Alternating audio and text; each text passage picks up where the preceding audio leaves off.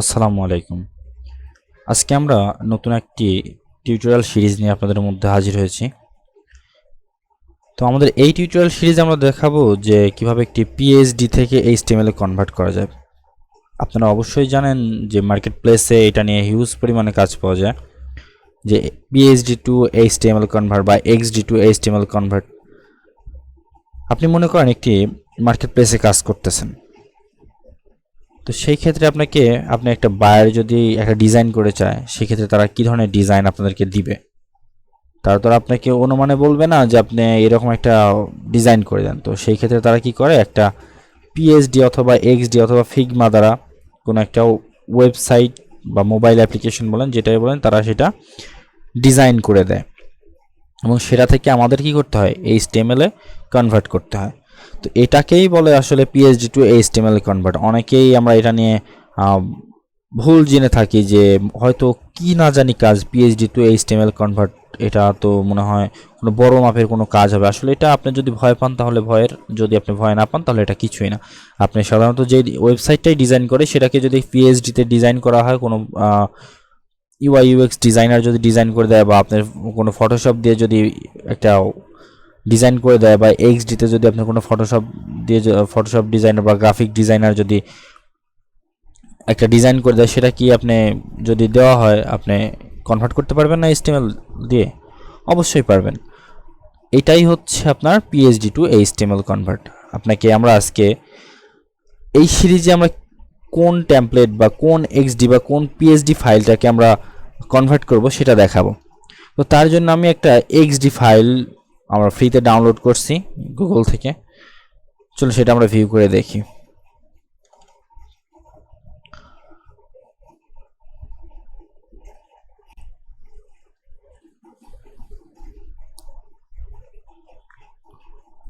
এটা লোড হচ্ছে।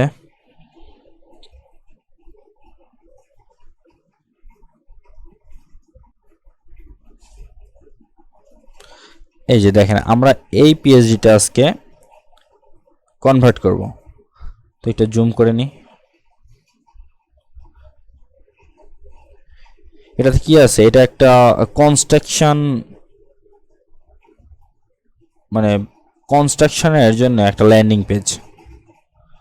এটা একটা কনস্ট্রাকশন কোম্পানির ল্যান্ডিং পেজ। সেখানে তারা কি করছে দেখেন, এখানে বিসনিক নামক একটা আমরা থিম নিয়েছি বা টেমপ্লেট নিয়েছি। এখানে কি আছে, একটা হেডার আছে, একটা ব্যানার সেকশন আছে, এবং তারা কোন কোন কোম্পানির সাথে কাজ করছে তার জন্য একটা তাদের কিছু লগো আছে, এবং তারা কী ধরনের কাজ করে তার জন্য একটা সেকশন আছে, এবং তাদের এটা ফিউচার প্রপার্টিজ নামক একটা সেকশন আছে। সেখানে তারা ভবিষ্যতে কী কী প্রপার্টিজ তাদের আসতেছে বা ইনকামিং কিছু প্রপার্টি এখানে তারা অলরেডি দেখিয়েছে, এবং তাদের এখানে কতগুলো ক্লায়েন্টের সাথে কাজ করছে সেই বিষয়ে একটু বলছে, যে তাদের কতগুলো ক্লায়েন্টের সাথে কাজ করছে এবং কতগুলো স্যাটিসফ্যাকশন তারা পাইছে, এটা নিয়ে তারা কথা বলছে। এবং পরবর্তীতে তারা একটা ফিচার অ্যাপস, মানে অ্যাপস নিয়ে আসবে সম্ভবত এই টেমপ্লেটের, সেটা নিয়ে বলছে যে এই ওয়েবসাইটটা অ্যাপে যদি দেখবেন, আমরা অনেক সময় দেখতে পাই যে যে ওয়েবেও আছে একটা অ্যাপ্লিকেশন এবং মোবাইলেও সেটা আছে। ওয়েবে এবং মোবাইলে দুইটা ভার্সনেই একটা ডিজাইন আছে। তো এইটাকেই এই ধরনের এই ওয়েবসাইটটাকেও আপনারা করতে পারবেন। তো এখানে সেটাই দেখানো হয়েছে যে এখানে ফিচার প্রপার্টিস নামক একটা সেকশন নিয়েছে, সেটা হয়তো তারা অ্যাপ নিয়ে বলছে যে আমরা এরকম একটা অ্যাপ নিয়ে আসবো হয়তো, এবং তারপর একটা ফোটার সেকশন দিছে। তো এইখানে আমরা যা দেখলাম, সেখানে মোটামুটি সব কিছুই কিন্তু রয়েছে। এখানে দেখেন আপনারা টপ টু বটম, যদি এখানে জুম আউট করি, দেন এটার মধ্যে মোটামুটি আমাদের ফ্রির মধ্যে আমি টেমপ্লেটটা এইটাই বেস্ট মনে করতেছি, যে একটা পিএইচডি টেমপ্লেট ডিজাইন করে নিতে গেলে বা অনেক সময় দেখা যায় যে আপনার 2000-5000 টাকা খরচ হয়ে যায় যদি সেটা সিঙ্গেল পেজ হয়, এবং এটা বড় কোনো ওয়েব অ্যাপ্লিকেশন হলে সেক্ষেত্রে আরও বেশি আপনার পিএইচডি ডিজাইনার বা গ্রাফিক ডিজাইনারের কাছ থেকে করে নিতে গেলে আরও বেশি টাকা খরচ হবে। তো এখানে তো ফ্রিতে আসলে ওই রকম কোনো টেমপ্লেট পাওয়া যাবে না। এখানে আমি যেটা নিচ্ছি এটা ফ্রিতে নিচ্ছি, তো আপনাদের এটা প্রোভাইড করা হবে, এবং এটা আমাদের ব্লগে দেওয়া থাকবে, সেখান থেকে আপনারা ডাউনলোড করে নিতে পারেন পিএইচডিটা। আচ্ছা, তো অবশ্যই আপনারা আমাদের টেমপ্লেটটা দেখছেন, আমরা এই ধরনের একটা টেমপ্লেট ডিজাইন করব। এবং চলো আমরা এবার আমাদের প্রজেক্ট ক্রিয়েশন করি। আমরা যেই প্রজেক্টটা আসলে কোন ফোল্ডারে করব বা কিভাবে করব সেটা নিয়ে এবার দেখব। আমার মাই ডকুমেন্টে যাই, মাই ডকুমেন্টের মধ্যে php to html আছে এবং বেসনিকটা আমাকে একটা ফোল্ডার আছে। এটার মধ্যে আমরা একটা img ফোল্ডার নিব, img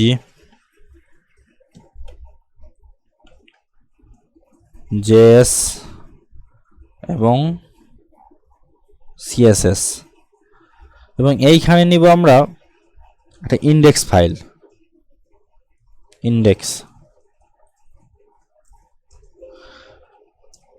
তার আগে কিছু কথা বলে নিই যে আপনি আমাদের এই ভিডিওটা দেখার আগে অবশ্যই আপনার html css এবং জাভাস্ক্রিপ্ট বুটস্ট্র্যাপ এইগুলোর উপরে আপনার মোটামুটি একটা বেসিক ধারণা থাকতে হবে।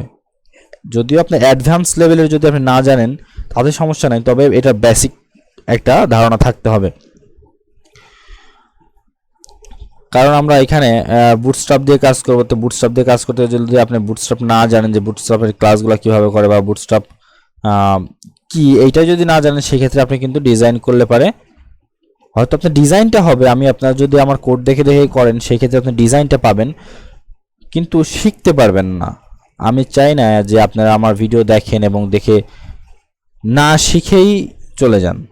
আপনি যে সময়টুকু আমার ভিডিও দেখে নষ্ট করতেছেন, মানে নষ্ট না, যদি আপনি শেখার ভাবে নেন তাহলে এটা কিন্তু শিক্ষা।